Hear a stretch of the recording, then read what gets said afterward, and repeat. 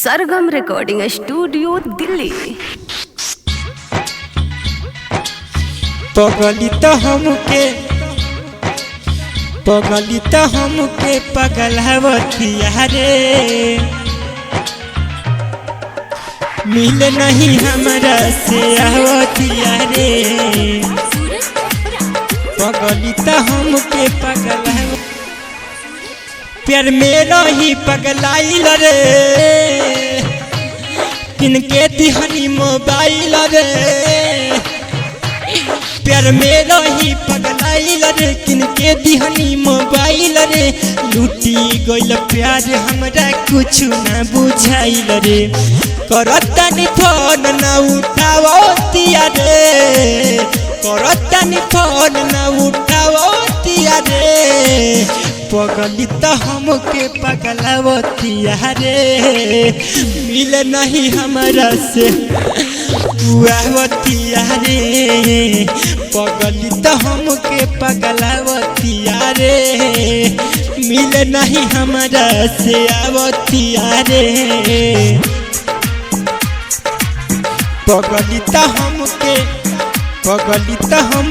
पगलवतिया रे, मिल नहीं हमरा से आवतिया रे।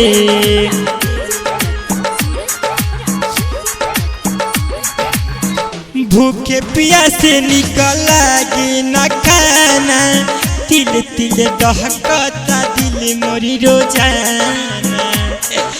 यार हम का बताई रे हो जरबा। भूखे प्यासे निकल लागे न खाना, तिल तिल दहकता दिल मोरी रोजाना। रोज रोज भीजता हमारी तकिया, देख सजा बहुत खुश बड़ी होगी। बाबू सोना कही के मुआवतिया रे, बाबू सोना कही के मुआवतिया रे। पगलित हमके पगलवतिया रे, मिल नहीं हमरा से आवतिया रे।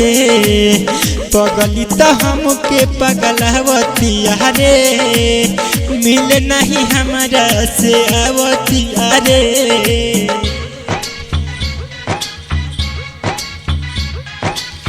पगलित हमके पगलवतिया रे, मिल नहीं हमरा से आवतिया रे।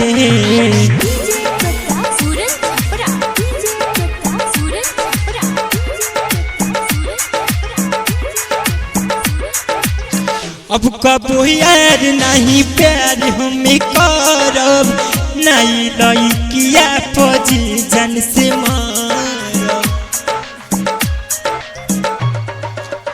हाँ यार अब कबो यार नहीं प्यार हमें करब, नहीं लइकिया पजी जन से मारब।